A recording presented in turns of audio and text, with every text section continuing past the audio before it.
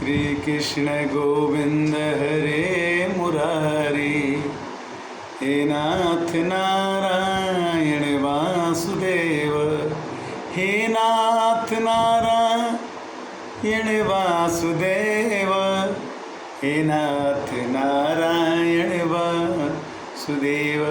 हरे कृष्णा कृष्णा कृष्णा हरे हरे, हरे राम राम राम हरे हरे। भाग 246 मानस ज्ञान चर्चा, अध्याय गीता 13।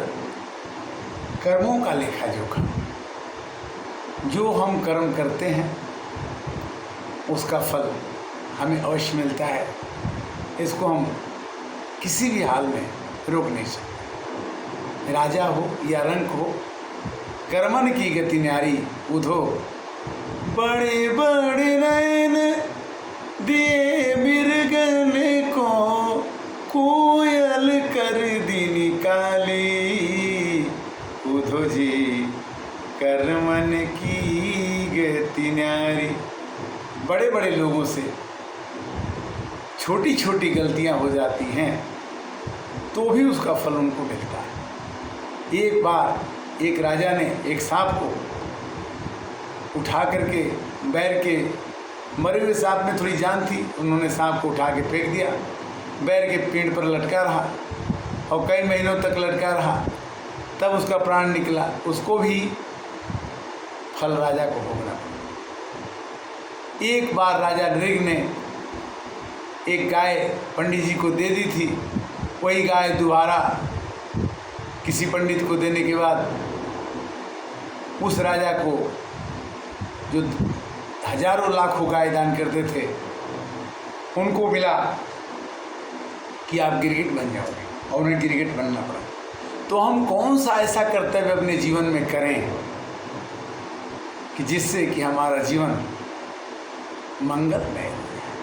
हमारी मृत्यु मंगलमय कैसे बनेगी, हमारे जीवन मंगलमय कैसे बनेंगे, इसका विचार तो हमारे अंदर बैठी हुई आत्मा, हमारे अंदर बैठे हुए परमात्मा, हमारे अंदर बैठा हुआ मन, ये इसका विचार कर सकते हैं।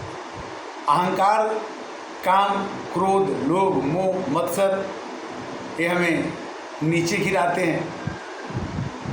और इस क्षेत्र में कहते हैं कि जो आदमी बोता है कि हमने ये फल बो दिया, तो उसको ज़रूर पता रहता है कि कभी न कभी इस कर्म का फल हमको अवश्य मिलेगा। तो हमें कोशिश करके ऐसे कर्म कभी नहीं करना चाहिए जिससे कि हमें पछताना पड़े। गीता के अध्याय 13 में भगवान कहते हैं कि ध्यानेन आत्मनि पश्यन्ति कश्चित आत्मन आत्मना। कभी कभी आदमी ध्यान के द्वारा भगवान को देखता है। अन्य सांख्यान योगेन कर्म योगेन चापरे।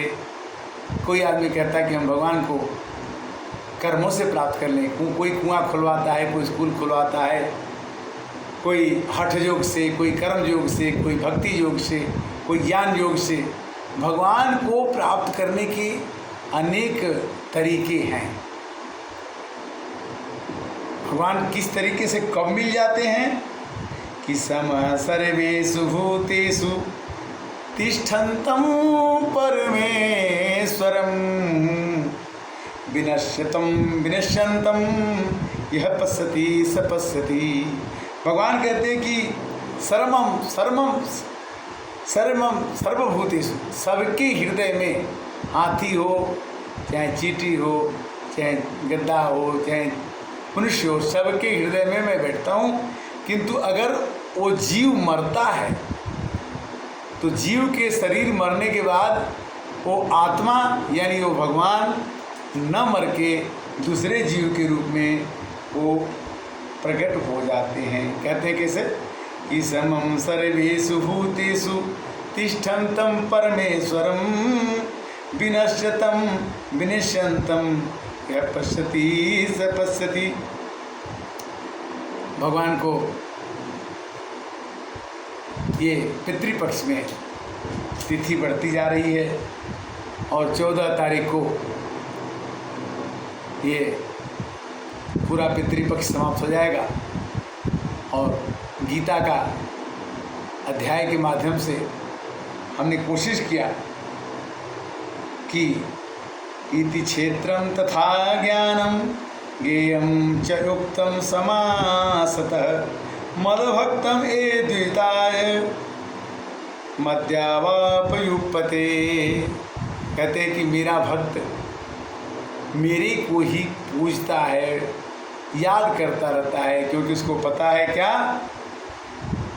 कि इति क्षेत्रम तथा ज्ञानम, इस क्षेत्र में जो खेत हमको मिला है, जो शरीर हमको मिला है, उसके ज्ञान के द्वारा समासता, समानता की भावना, समदम नियम नीति नहीं डोलही, पौरुष बचन कबही नहीं बोलही, सीताराम चरण रति मोरे, अनुदिन बढ़हु अनुग्रह तोरे, मोरे तुम प्रभु गुरु पितु माता, जाऊं कात जी पद जल जाता, मई च अन्य योगिन भक्ति व्यभिचारिणी, विभक्त देश सेवी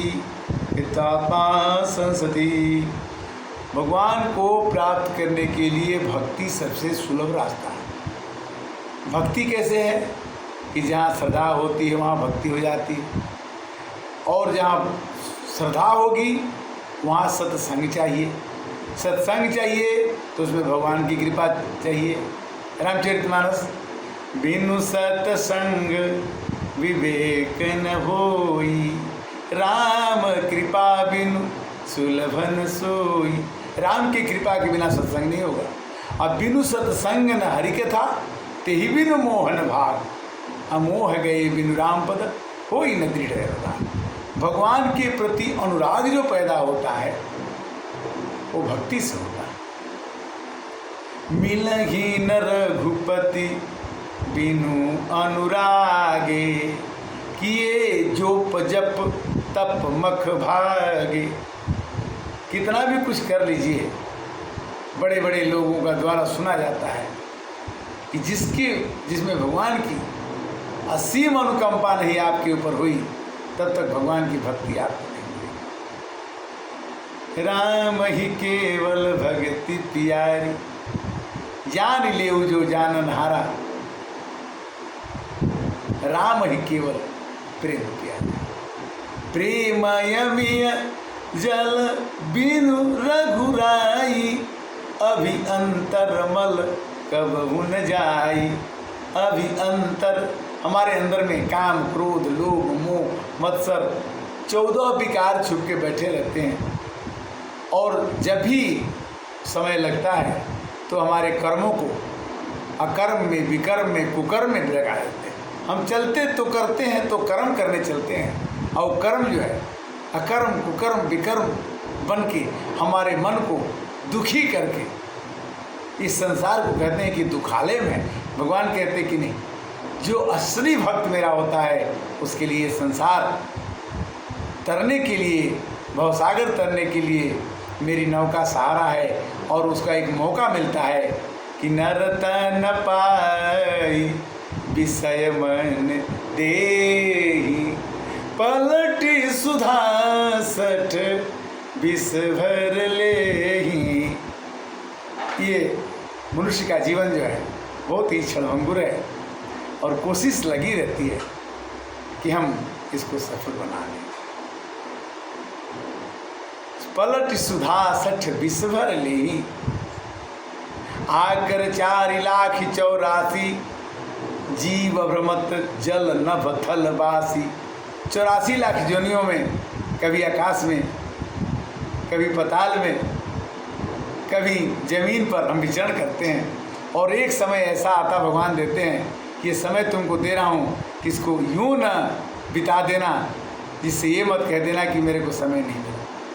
हम आपको मौका देते हैं कि नरतन पाई विषय मंदी, मनुष्य का शरीर पा करके विषय वासनाओं में और अपनी अन्य कामनाओं में अपने मन को जब तक लगाओगे तब तक मेरे समीप नहीं आओगे। क्यों? ये ही सरयावत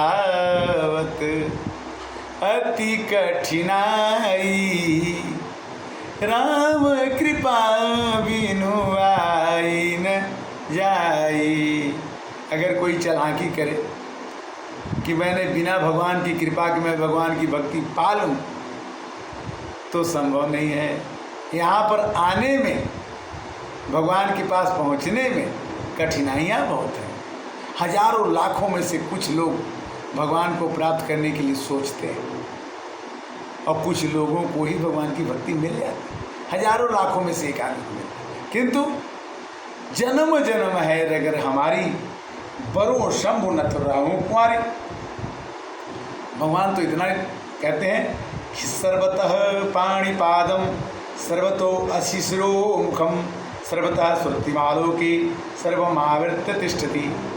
ऐसा कोई जगह नहीं है जहाँ मैं नहीं हूँ। सर्वतः पाणिपादम, मेरे हाथ और पैर सब जगह हैं। सर्वतो अशिशिरो मुखो, और मेरा मुख भी सब जगह है। सर्वतः श्रुतिमालोके, मेरी चर्चा श्रुतियों में सब जगह होती है। सर्वम आवृत्य तिष्ठति, सब लोगों में मैं आवृत्त होकर के बैठा हुआ।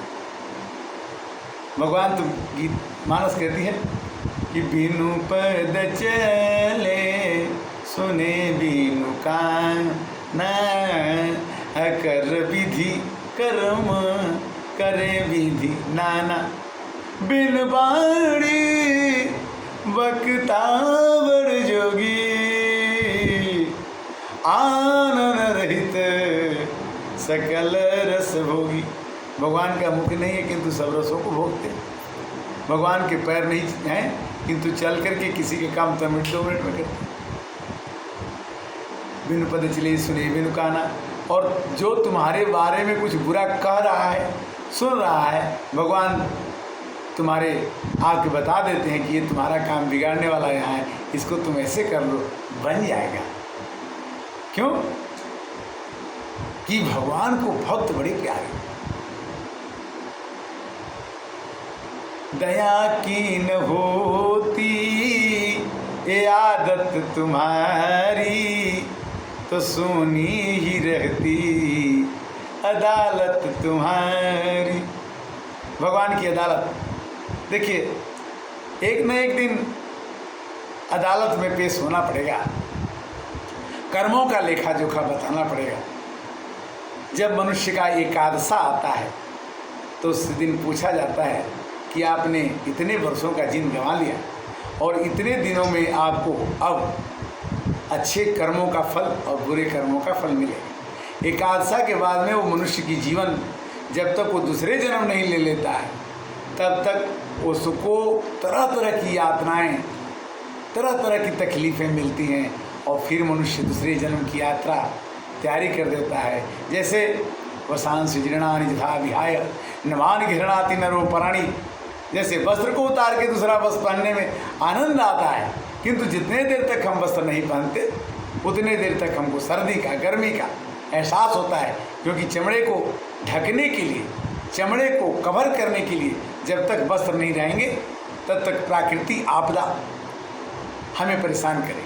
उसी तरह से ये जीवन, मनुष्य का जीवन कर्मों का लेखा जोखा, इसका ध्यान रखते हुए हमारे से किसी भी क्षण किसी प्रकार की गलती ना हो जाए, इसका ध्यान रखना चाहिए। अब कोई भी चीज़ का समापन समय हो रहा है और नवरात्रि के शुभ अवसर पर आज कर्मों का लेखा जोखा के माध्यम से 246 भाग आपके साथ प्रस्तुत है। मानस ज्ञान 246। अगले में फिर मिलेंगे, तब तक के लिए श्री कृष्ण गोविंद हरे मुरारे, हे नाथ नारायण वासुदेव, हरे कृष्णा।